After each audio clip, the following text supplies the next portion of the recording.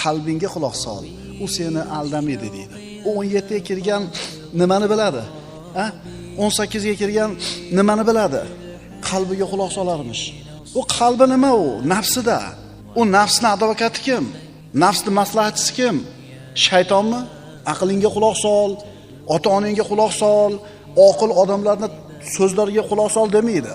Qalbingga quloq sol deydi. O'sha qalb degan so'zni nafs deb tushuninglar-da. Endi ko'rasizlar bu kinolarda nimalar maqsad qilinayotganini. Nafs 3 xil bo'ladi. Qanaqa edi? Nafsun ammora, nafsun lavoma, nafsun mutmainna. Mana 3 xil nafs bo'ladi. Siz bilan bizning ichimizdagi nafsimiz, jonimiz, ichimizdagi yayimiz 3 xil. 4-xili bo'lmaydi. Nafsun ammora, yomonlikka buyurib turadi egasi. Ikkinchisi undan balandroq, nafsul lavoma. Biron bir ayib, gunoh ish qilib qo'ysa, egasini malomat qilib turadi. Uchinchisi nafsun mutmainna. Bu xotirjam nafs.